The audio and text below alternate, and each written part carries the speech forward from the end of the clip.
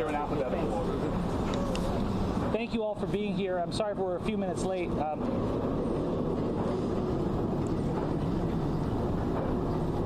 My name is Dave Aronberg, State Attorney for Palm Beach County, Florida. My last name is spelled Aronberg. I'm joined today by Chief Assistant State Attorney Alan Johnson, and also, importantly, two of my prosecutors who are part of the intake team, the intake unit, who were involved with the charges today, and that is Elizabeth Neto and Judy Arco, along with PIO Mike Edmondson and Latasha Lowgood.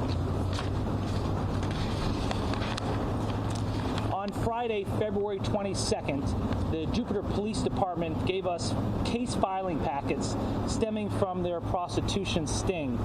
After review by our intake prosecutors, we are charging 25 individuals with soliciting another to commit prostitution, pursuant to sections 796.07, 2F, and 5A1 of the Florida statutes. This charge is a first-degree misdemeanor, punishable by up to 1 year in jail, a mandatory $5,000 fine, 100 hours of community service, and a class on the dangers of prostitution and human trafficking. We also expect to receive filing packets for the two women who have been arrested by the Jupiter Police Department for, among other things, deriving support from the proceeds of prostitution, which is a second-degree felony. All defendants are presumed innocent at this point. The charges begin the court process with local defendants being mailed a summons to appear in court.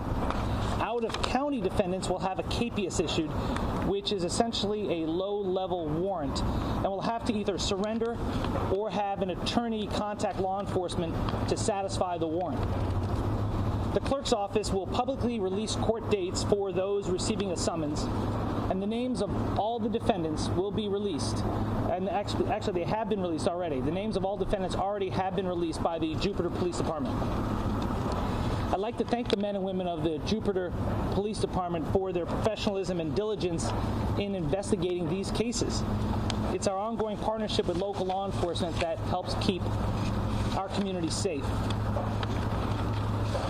You can tell a lot about our community by the way it treats its most vulnerable individuals, and that includes victims of human trafficking, which is modern-day slavery.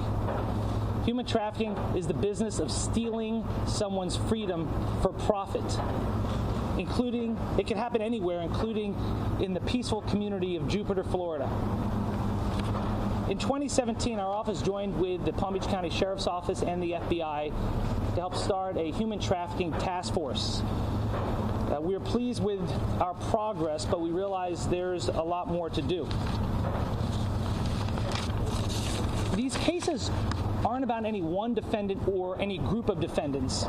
The larger picture, which we must all confront, is the cold reality that many prostitutes in cases like this are themselves victims, often lured into this country with promises of a better life, only to be forced to live and work in a sweatshop or a brothel, performing sex acts for strangers.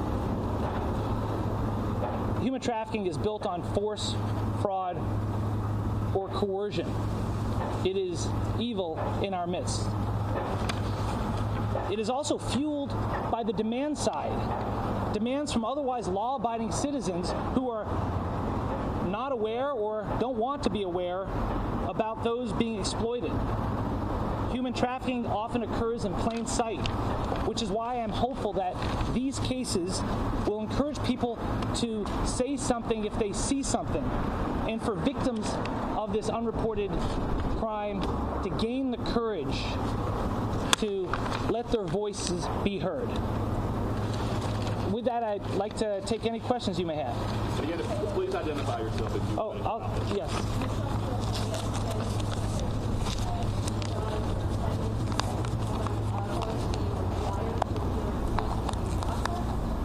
No, if they are local residents, meaning if they live in Palm Beach County, they will receive a summons in the mail. It's like a ticket, a notice to appear in court. and that court date can be found through the clerk's office. If they are from out of the county, then they're subject to a capias, which is in effect a low-level warrant. And that one, they would either have to surrender to the authorities, or they could have an attorney reach out and satisfy the warrant. They will not be required to There is no requirement. Ted Scout from CBS4 in Miami. Is there any kind of evidence or anything to say that any of these people, any of the 25 students, knew that this was a human trafficking situation? Well, the matters are still being investigated, and I don't want to get too much into the details of the case because this is a pending matter. But I can say this, that so far there have been no charges of human trafficking in any of these cases, but that could change in the future depending on what the investigators find. Naila Charles, CBS 12. Some of these investigations are months long. They last a while, and one of these cases was close to a year.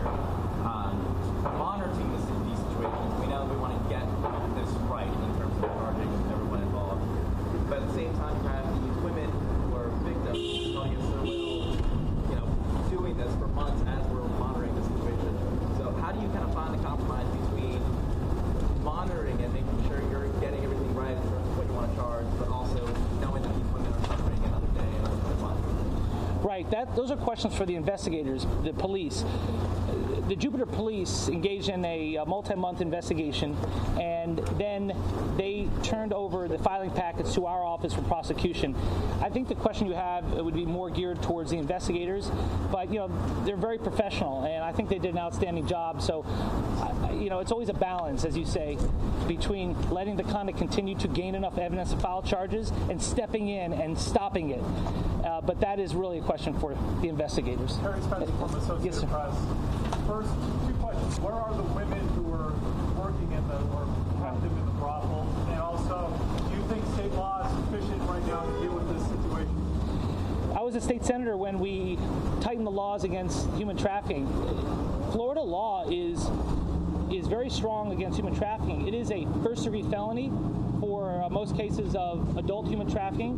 When it comes to child human trafficking, it is a life felony. And if there's force involved, some violence involved, then an adult human trafficking would become a potential life felony. So our punishments are severe, but there's a high burden of proof. You need to reach that burden of proof, and that's always a question in these cases, which is why these investigations can take some time. But one thing I will mention about Florida law is that Florida law is also very progressive. If victims of human trafficking will speak up, they are eligible to have their records expunged, including arrests for prostitution. But they need to speak up. At the federal level, human trafficking victims are eligible for a T visa, which is a visa that can allow them to stay in the country, and it's only reserved for victims of human trafficking. So the key is to get the victims to speak up. Where are the women now? The women now, I know that the investigators have been talking with them, and you'd have to go get details from those agencies such as the Jupiter Police Department. Hey, Kerry from NBC News. Florida has a new law that protects victims of crime from having their information revealed. Is there any way that the clients, the Johns here, are considered victims? No. Marcy's law does not protect defendants. Marcy's law protects victims of crime. Danielle Wong from CBS 12. These documents you just handed out would put Robert Kraft in the parlor on the morning of the AFC Championship game. Is that correct? He was in Jupiter, Florida that morning? Well, the documents speak for themselves. What we handed out were the capias themselves, and I know that we don't always give out those documents, but because the Jupiter Police Department identified the names in advance, and you all had the names for some time, we decided to, in the interest of transparency, to let you have those documents, but they speak for themselves. His influence and money and power and connections. Is there any reason to believe that Robert Kraft would be treated any differently than these other 24 men? And I can assure you that our office treats everyone the same. Whether you have a lot of money or you are indigent, we treat all defendants the same, and no one gets any special justice in Palm Beach County. Naila Charles, CBS 12 News. Do you expect more arrests to come from other similar businesses within Palm Beach County? Well, it's hard to say because the investigators are the Jupiter Police, and then you have the Martin County Sheriff's Department, you have Vero Beach. This is a multi-county effort, and so it's hard to say if there are more arrests based on their investigations. But I was asked earlier today about rumors about bigger fish, and I said that would be news to me. And I also added that, it's hard for me to talk about rumors, especially false ones. Robert Kraft was charged by the Jupiter Police with 2 counts in this arrest affidavit, probably false affidavit. Are you charging him with 2 counts, or is it all being determined? No, there are two cases there. There are 2 counts. Correct. If your office decided to go from a second-degree misdemeanor to a first-degree misdemeanor, what was it about the fact that you decided to up it to what is the most that you can do in this case? Well, all the cases are being charged as first-degree misdemeanors under the tougher Florida statute, and one reason why that decision was made was because that statute has a mandatory 100 hours of community service, a mandatory $5,000 fine, and a mandatory class on the dangers of prostitution and human trafficking, not to mention a potential for an increased jail sentence from 60 days to a year. Robert Kraft owns multiple homes here and up in Massachusetts and California. Would he be given a habeas or a summons? How would you deal with it? There was a question whether or not Mr. Kraft lived here in Palm Beach County, and I believe we decided it was a summons, so he does have a residence here, so he'd be receiving a summons. Will he be receiving mugshots? The question is mugshots. When you get a summons in the mail, generally you do not get a mugshot. Now remember, that's up to the police department. It's not up to us. It's up to the local law enforcement agency. Has he already been sent that summons? Has it already been sent that summons? His attorney has provided the summons. His attorney has been provided the summons. Do you agree that he's made a really big deal about putting their mugshots and their driver's license out, pictures out? You guys are handling that a little bit differently here. Do you feel like, are you happy with the way it's being handled? I think that law enforcement has done an excellent job. They've been very professional and very thorough. And also, they've helped steer the conversation away from any one particular defendant, from any group of defendants, towards the evil of human trafficking. It's about time the country has a real conversation about human trafficking, which is modern-day slavery in our midst. This is not about lonely old men or victimless crimes. This is about enabling a network of criminals to traffic women into our country for forced labor and sex. How did you come up with these 25 people charged? Aren't there a lot more passing through the Parliament? Well, those are the ones charged by the Jupiter Police Department. My jurisdiction is only for Palm Beach County. And by the way, when I talk about human trafficking, I'm talking about the general subject of human trafficking, the larger picture. There is no allegation that any of the defendants were involved with human trafficking. They are not being charged as such. But instead of talking about a particular defendant, I'd like to make the conversation broader, because this country needs to have a reality check on what's going on out there when it comes to forced labor and forced sexual conduct. When did you first hear about the investigation? Well, our prosecutors have been involved in this for some time. It's hard to pinpoint when. I've been aware of it for a while. And what did you think when you first heard that this was happening, in your county? I've been involved in fighting human trafficking for a while, so nothing surprises me. I give a lot of speeches on it. I'm on the Attorney General's statewide task force for human trafficking, so when this came across my desk, I was not surprised. I'm not surprised about the defendants. The defendants in these matters come from every socioeconomic group, and it's just a reality of the times we live in. What do you think needs to be done on the supply side of this business in order to stop the problem of human trafficking? It's a good question. What should be done on the supply side to stop human trafficking? Well, the laws are in place, but I think we need to do better about encouraging victims to speak up, because victims don't know that there are services available to them. They don't know that they could get their criminal records expunged or obtain a special visa to remain in this country. So if we would treat victims in this matter as victims and not as criminals, I think that you would gain the trust of more individuals to speak up on these matters. Because right now, a lot of them come from countries where the police are not their friends. And so they need to know that we're here to help them and treat them as the victims that they are. Terry? Palm Beach County has a lot of similar enterprise-type businesses that have for years. I know I reported on it as long ago as 15 years ago, but yet they seem to operate almost like in plain sight. What are you doing as state attorney? You say you're focusing on human trafficking, but are you telling the police departments, hey, in your jurisdiction, you need to look at these places and set up to? Our human trafficking task force works with law enforcement to root out the human trafficking, whether at the storefront or on the internet. A lot of it occurs on the internet. Facebook is a very popular site used by human traffickers to recruit and groom potential victims. So we're working on them on a daily basis. But, there's a high burden of proof. We prosecutors can only file cases that reach the level of a burden of proof that we can obtain beyond a reasonable doubt. And so these cases are long in the making, but we hope that sometimes some of them can make a big enough splash to send a message to the rest of the country. Can you talk about what federal agencies you've been working with? Our human trafficking task force works with the FBI and the Department of Homeland Security. So far, the victims in this case cooperating? The victims, well, that's up to investigators. They're working with victims on it. I can't say much on the status of that. What's the threshold of evidence needed to charge in these cases? Right. Specifically, Robert Kraft. Police can charge based on probable cause. Is it more probable than not that a crime has occurred? Our standard is higher. For prosecutors to charge, we have to have a good faith belief that we can get a conviction beyond a reasonable doubt. It's a higher burden, and it's why sometimes you will see that police will charge in some cases, and then we will decide not to file charges. And that's why we're having this press conference, because we made the decision that enough evidence exists to file charges in all 25 of these cases. So David, I can get you next. I'll get you next. Yes. Yeah. all walks of life. What you say about speculation that someone like Kraft was targeted as a result of his celebrity or his fame or of his fortune? Yeah, I don't understand how someone could be targeted. You look at all the defendants in this matter, they come from all walks of life. There's rich, poor, there's young and old. So I don't believe anyone was targeted for whom they are.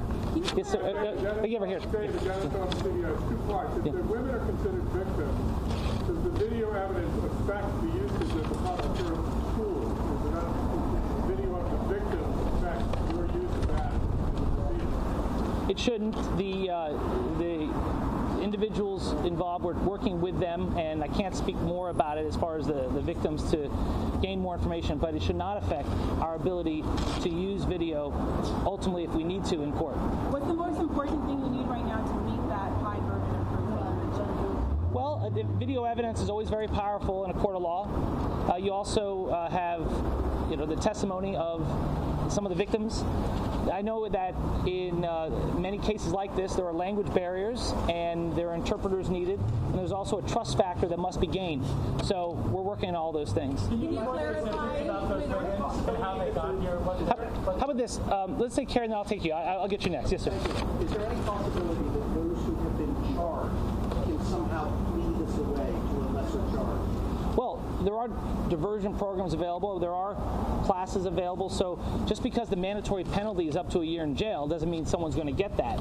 If it goes to trial, it's up to a judge, and you look at the person's background. First-time offenders are very unlikely to get significant jail time. So, there are, depending on the plea, depending on the background, depending on the conduct, these are all considerations that come into play. But your office is open to a plea of a lesser charge by those who have been charged. Well, we don't talk about the status. That goes into too much detail that I can talk about this time. Yes, sir. If you can you talk a little bit about the women? How did they get here? Bring us through their story of how they got from wherever they were to where they were. Yeah, that would be for the Jupiter Police Department. I say in cases like this, and I talk about it in generalities because I can't speak to the specific evidence. I can't talk about where they came from or how we broke this case because that could jeopardize any potential prosecutions. So let's just say that in cases like this, it is not uncommon for women to be lured into this country under false pretenses with the promise of a better life, a high-paying job, only to be stuck in squalor in a brothel or a sweatshop where they're forced to perform labor or sex acts for money. Can you clarify how this process works for Robert Kraft? You said you determined he is a resident of Palm Beach County. You're issuing him a summons. Does that mean he has to appear in court, or can he send an attorney to appear in court? Yes, so it's a summons, so he does not have to make a public court appearance. So he can send an attorney to appear? Correct. And to clarify, does he face one or two charges? Two charges. Yes, sir.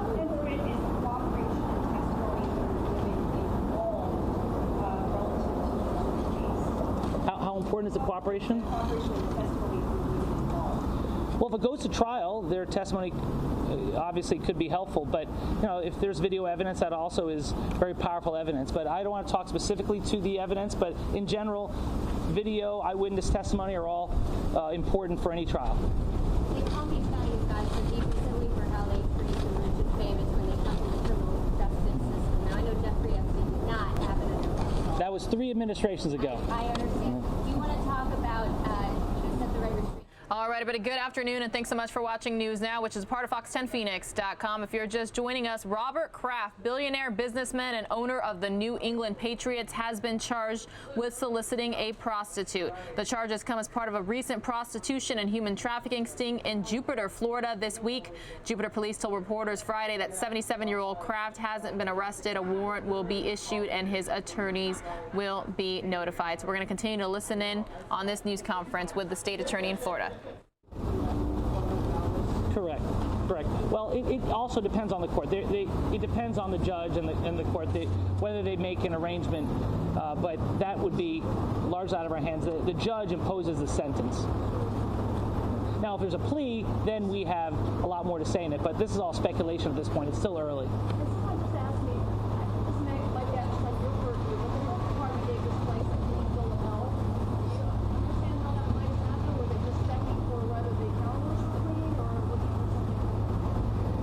You know, Al Johnson and I work on the Sober Homes Task Force, and when it came to drug treatment centers, we were often frustrated that the inspections that occurred were just to see if the fire extinguishers were working. So we upgraded the laws to help increase the inspections and the demands for what, and maybe that's something that needs to be done here too. Maybe there should be increased scrutiny. Well, I mean, when he has workers are told to look for human trafficking victims, it seems like a government worker inside, state and county might have the same.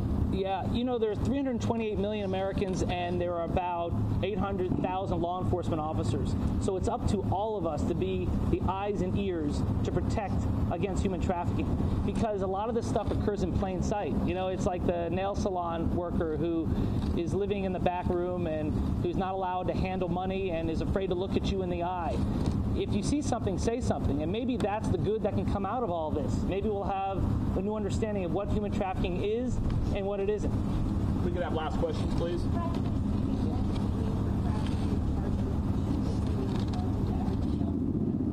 Well, it meant that there were 2 different occurrences in which he's being charged.